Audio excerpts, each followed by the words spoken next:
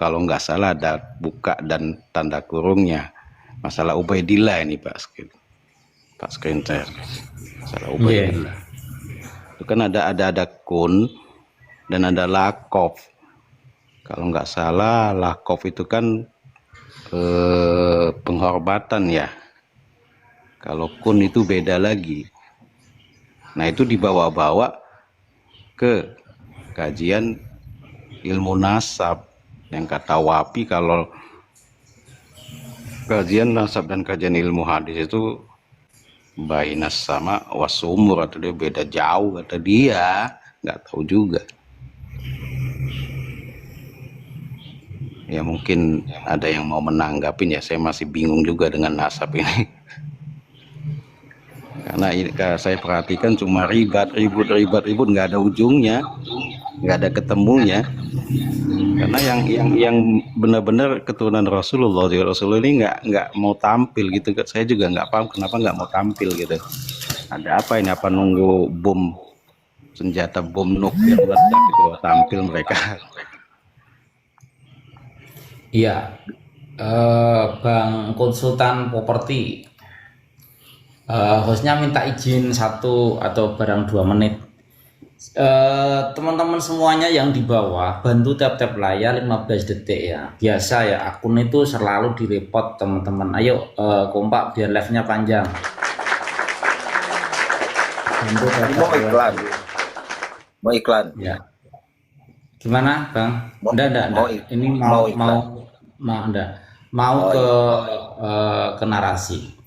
Jadi beberapa narasi, ada beberapa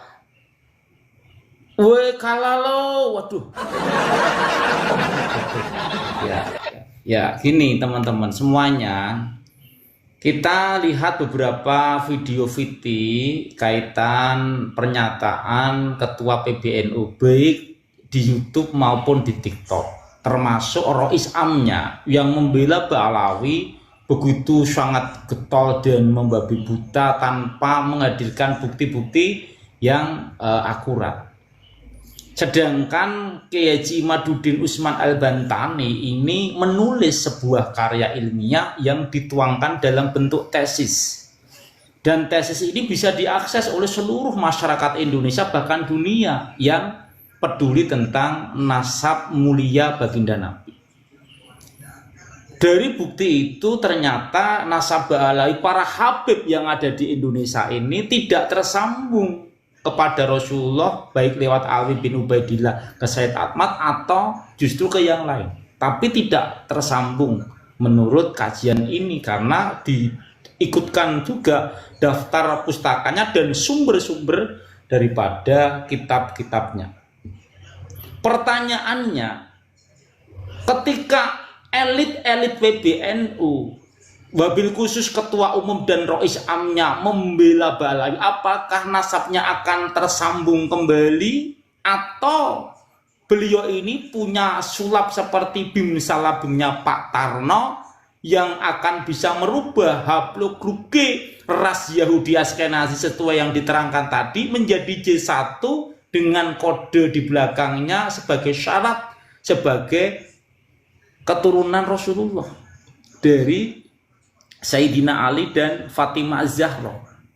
Kira-kira mampu ndak para kiai-kiai sepuh elit-elit di PBNU ini akan mengembalikan masa keemasan daripada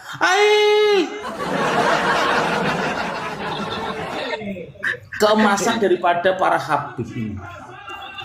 Kira-kira jangan kasih topi lah.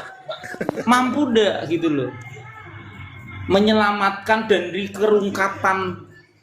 Kita ingat yang menjadi duriyah asli saja diam, tidak pernah mengaku, bahkan menghindari daripada hiruk pikuk ini. Tapi ini yang palsu kok menongol-nongolkan dirinya, kelompoknya seolah-olah harus diakui untuk mendapatkan kehormatan dan pengikut yang banyak di bangsa kita. Akhirnya bukan hanya orang biasa, bukan hanya santri, tetapi justru kiainya saja masih tetap menjadi muhibbin. Ya, lanjut. Cak orang biasa atau santri bersarung. Silakan. Ya, ya, terima kasih host. Ya, Ya. tadi saya menyikapi dengan apa yang terjadi tadi, termasuk dengan ini ya, dengan tema ini. Ini menurut saya ya prihatin dengan kejadian ini. Di sini ini seperti Bang Ipin, Bang Musad, kita tahu lah. Mereka itu berbicara atas dasar kedisiplin ilmu mereka. Sementara Rumel itu kita tahu bersama, ketika di ini kita lacak itu yang bersangkutan itu disiplin ilmunya pendidikan agama Islam. Tetapi dalam hal bernarasi, mereka maha tahu segala ilmu berdasarkan asumsi dia. Saya akui kalau masalah berbicara dia memang pintar. Tetapi kalau orang-orang seperti itu sampai kita diberi kesempatan untuk mencuci otak para pendengar, para audien ini berbahaya. Negara kita akan makin terpuruk kalau orang-orang cuma berdasarkan pandai bicara. Sementara basic keilmuan itu tidak bisa dibohongi dengan asal bicara. Ini yang mungkin kita harus ini. Dan ini begitupun dengan apa yang terjadi dengan PBNU. Kan kita nggak bisa menolak keilmuan ini. Ketika berbicara nasab ini ya sudah jelas kita ketahui bersama bahwa Mbak Alawi itu haplogrupnya G. Tidak mungkin J1. Sampai kapanpun nggak mungkin berubah jadi J1. Itu yang menurut saya orang-orang seperti ini, seperti kayak Rumel dan ini, kalau ini dibiarkan, ini akan berdampak, kita akan selalu jadi orang negara kita yang seperti ini terus. Cuman gimana kita berlomba-lomba untuk bisa pandai bicara, tetapi bukan pandai dalam artian keilmuan. Ini yang terjadi. Saat ini kan tadi kalau melihat kan seakan-akan dia paling pandai, bahkan maha super, maha tahu. Padahal kita tahu bersama, masing-masing orang itu punya keterbatasan. Ada yang pandai ini, ada yang pandai itu, ada yang pandai ini. Kalau justru kita orang merasa tahu semuanya, itu yang harus kita curigai. Jangan-jangan cuman mereka cuman ngaku-ngaku. Sebenarnya dia nggak tahu apa-apa, cuman berdasarkan asumsi. Untuk ini ya sedikit nanggapi Bang Konsultan apa tadi itu. Kenapa yang J1 tidak ikut dalam polemik ini?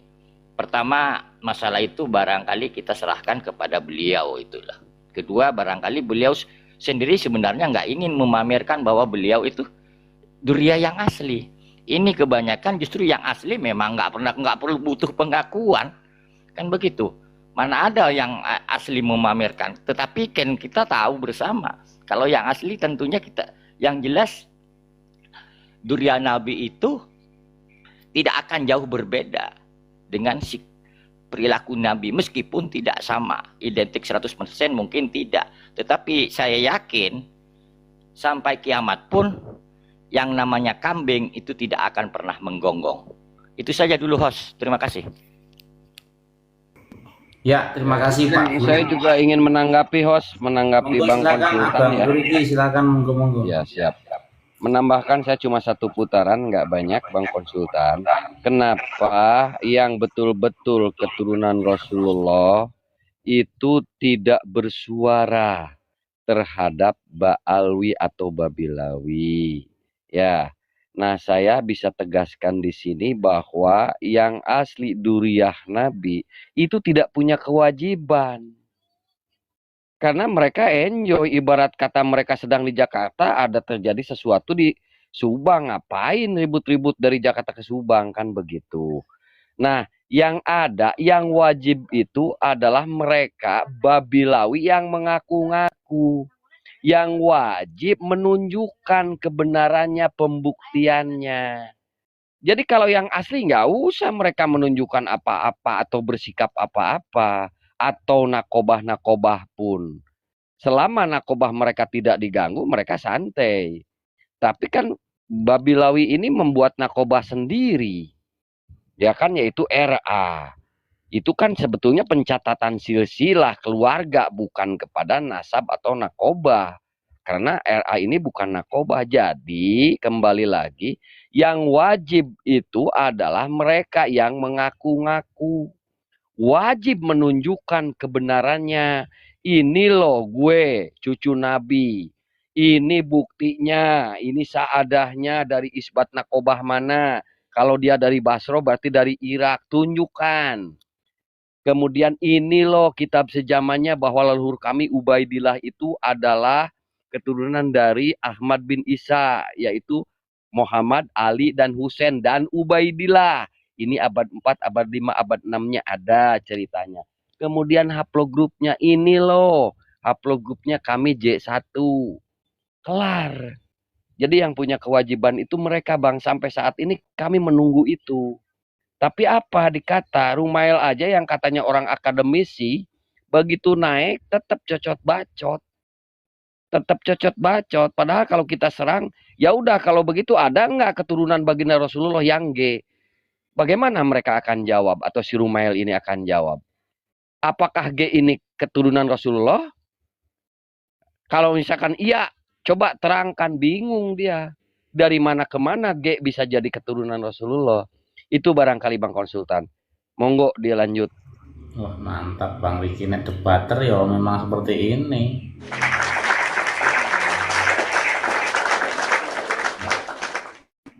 Silakan santri besar atau Kiai Asulawi. Assalamualaikum Yai. Waalaikumsalam warahmatullahi taala wabarakatuh. Iya. Ini monggo Yai, dipanasi roomnya. Waduh.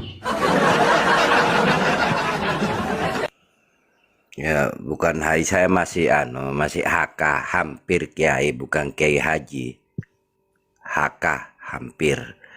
Saya hampir kiai ini ketika saya belajar di TikTok ini tentang masalahnya si Dulawi. Saya jujur teman-teman, saya ini tahu persis siapa Dulawi ini. Seakan-akan saya belajar, seakan-akan belajar itu 100 tahun yang lalu. Hanya waktu 3 tahun saya betul-betul saya saya simak setiap perkataan, baik siapapun yang berkata di sini. Saya simak asalkan berbicara soal Dulawi. Maaf, tunggu dulu. Sebelum terlalu dalam, ini saya mau minta klarifikasi terkait namanya ini. Asulawi ini gimana maksudnya ini? Itu salah nulis, Kang Santri. Itu kan seharusnya pakai kho bukan ha, gitu.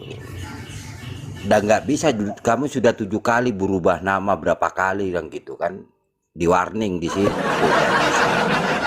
Gitu. Dari semua kabilah saya pakai, Fukilawi saya pakai, Dobolawi saya pakai.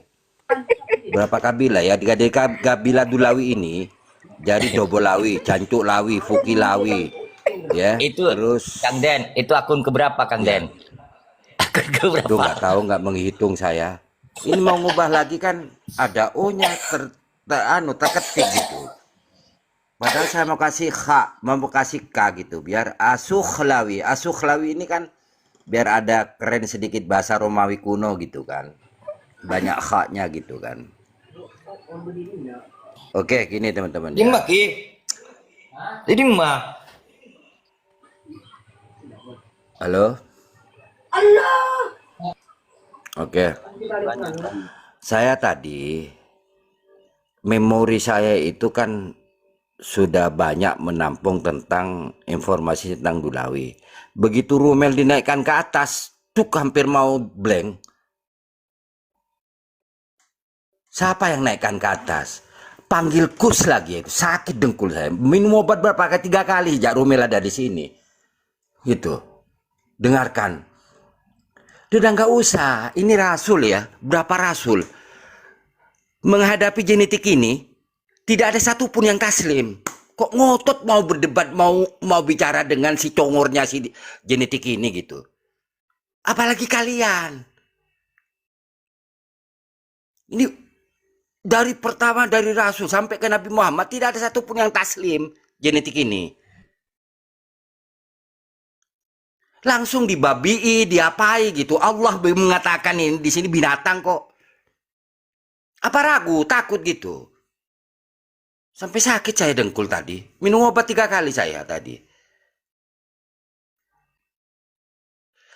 Kalau menghadapi genetik minum obat ini, 3 kali itu berarti dengkulnya pusing ya?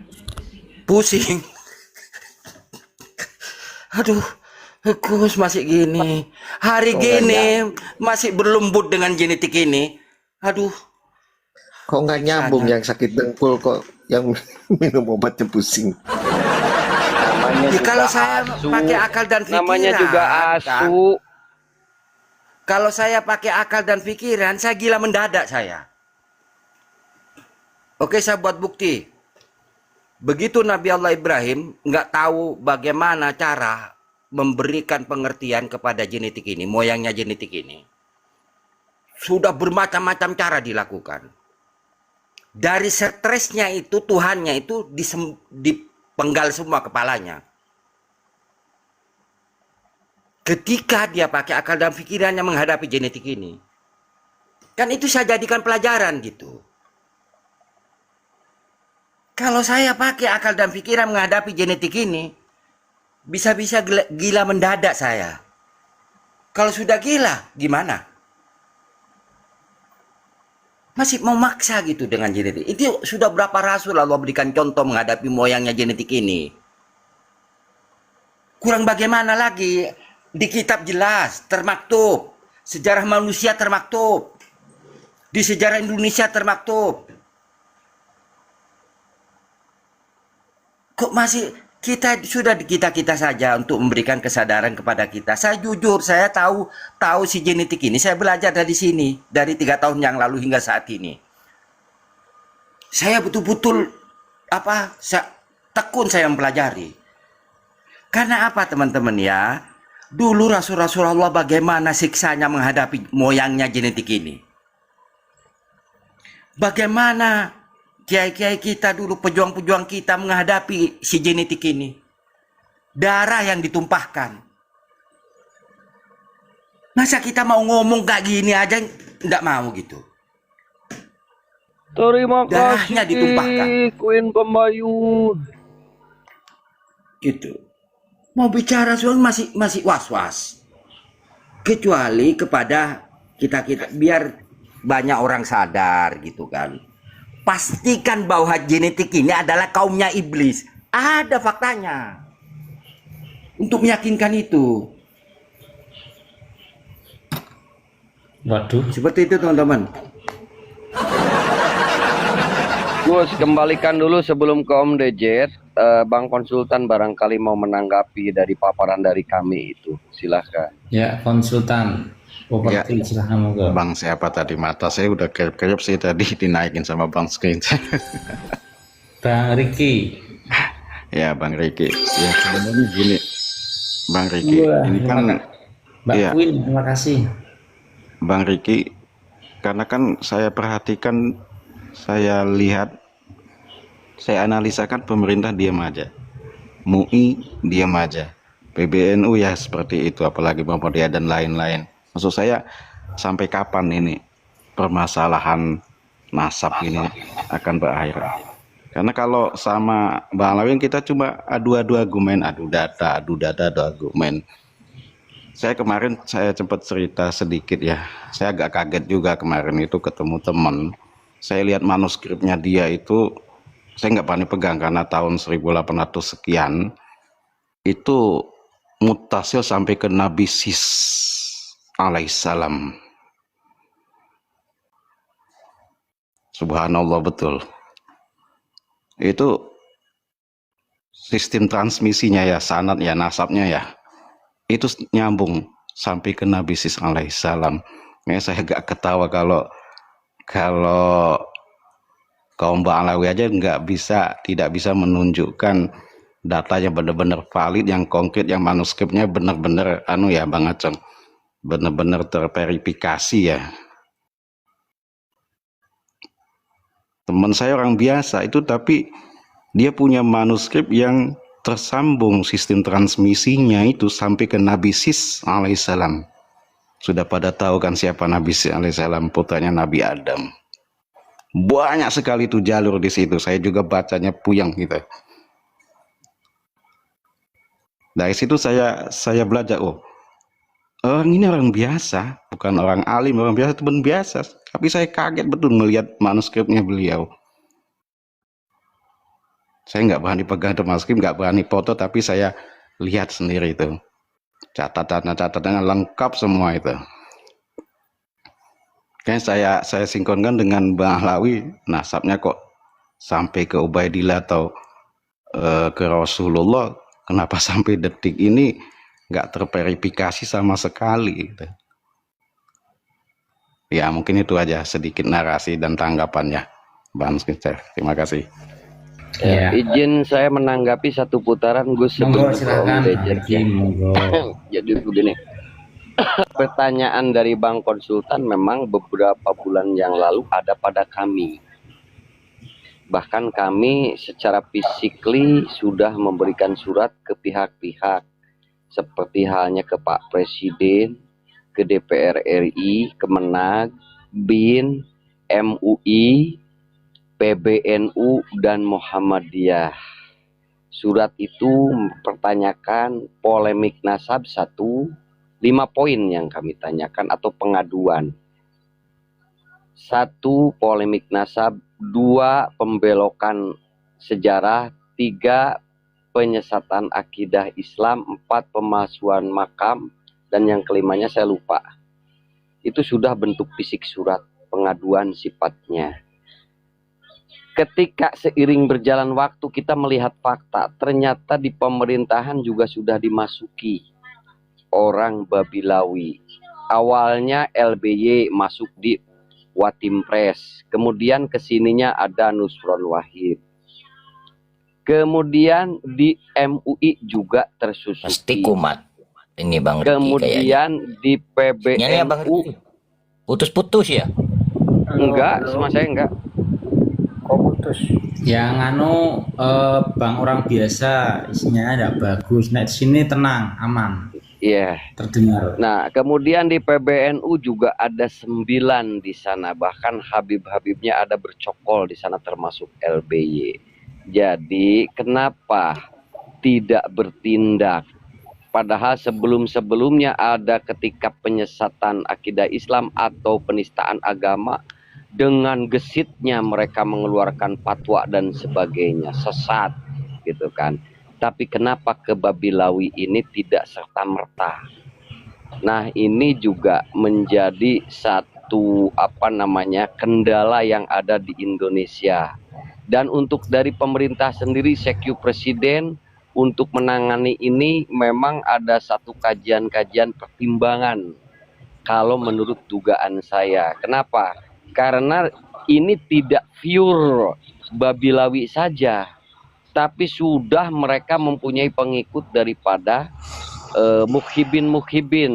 Bahkan mukhibin ini terbagi beberapa kelas, ada kelas akut. Ini bangsa pribumi. Maka ketika memang pemerintah mengambil sikap, ini harus diteliti dulu apakah ini tidak akan terjadi konflik horizontal, di mana mereka juga sudah tertanam dalam di Indonesia. Beratus-ratus tahun mereka enjoy dan membuat propaganda, kemudian doktrin-doktrin yang tertancap di benak pikiran daripada para mukibin. Nah, ini yang jadi pertimbangannya. Itu mungkin Bang Konsultan jawaban kami kenapa pemerintah diam saja. Kemudian kami di sini polemik ini biarkan saja tuh